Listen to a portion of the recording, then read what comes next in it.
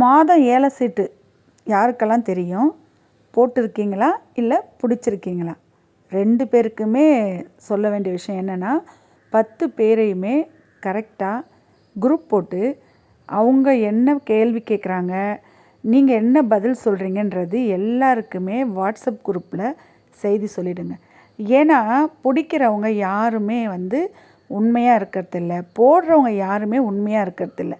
2 பேருக்குமே பிரச்சனை இருக்குது. உண்மையாக இருக்கணும்னா 10 பேருமே ஒரு வாட்ஸ்அப் குரூப்பில் இருந்து மாதம் மாதம் ஏலம் விடும்போது கேள்வி கேட்டு பணம் கட்டியிருக்கீங்களா கட்டலையான்றத பிடிக்கிறவங்க அந்த வாட்ஸ்அப் குரூப்பில் சொன்னால் ரொம்ப நல்லாயிருக்கும். என்னுடைய கருத்தை சொல்கிறேன்.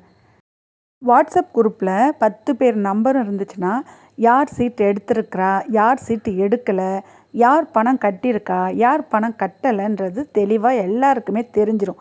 இப்போ சீட்டு பிடிக்கிறவங்க இவங்க பணம் கட்டலை அப்படின்னு சொல்ல முடியாது.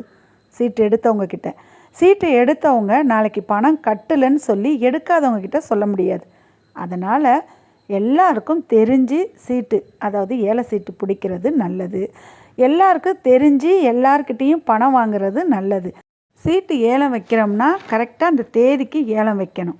ஒரு தடவை ஃபோன் அடித்து 2வது தடவை ஃபோன் அடித்து பார்க்கணும். சீட்டு எடுக்காதவங்களுக்கு அவங்க ஃபோனை அட்டன் பண்ணலன்னா கேட்குறவங்களுக்கு கேள்வியை விட்டுட்டு அவங்கக்கிட்ட விட்டாச்சுன்னு பதிலை சொல்லிடணும்.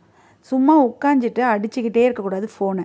இதெல்லாம் ரொம்ப தெளிவாக இவங்க பிடிக்கிறவங்கெல்லாம் இருந்தால் தான் போடுறவங்க கொஞ்சம் பயந்து சீட்டு பணம் கட்டுவாங்க.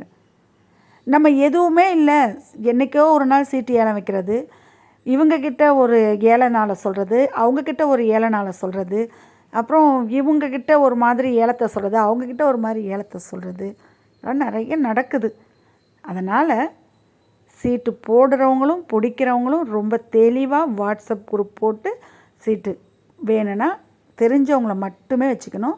10 மைல் தூரத்தில் இருக்கவங்களாம் சீட்டில் இழுத்து போட்டிங்கன்னா பணம் வாங்க முடியாது. பக்கத்தில் இருக்கவங்ககிட்டயே பணம் வாங்க முடியாது. 10 மைல் தூரத்தில் இருக்கவங்ககிட்ட பணம் வாங்கிறது ரொம்ப கஷ்டம். அதனால் பார்த்து செய்யணும். சீட்டு பிடிக்கிறவங்க சீட்டை கலைச்சிட்டாங்கன்னா 10 பேருக்கும் பதிலை சொல்லிடணும். 10 பேருக்கும் பதிலை சொல்லாத யாரோ ஒருத்தருக்கு பதிலை சொல்லிவிட்டு மீதி இருக்க 6-7 பேர்கிட்ட திருட்டுத்தனமாக ஏலத்தை விட்டு பணத்தெல்லாம் வாங்கிக்கிட்டு கடைசி நேரத்தில் சீட்டை கலைச்சிட்டேன்னு சொல்லி 4 வருஷம் ஆனாலும் பணத்தை சீட்டுக்காரவங்க தர்றது கிடையாது. இந்த மாதிரி நிறைய விஷயம் ஊரில் நடக்குதுங்க. கவனமாக ஏல சீட்டு போடுங்க.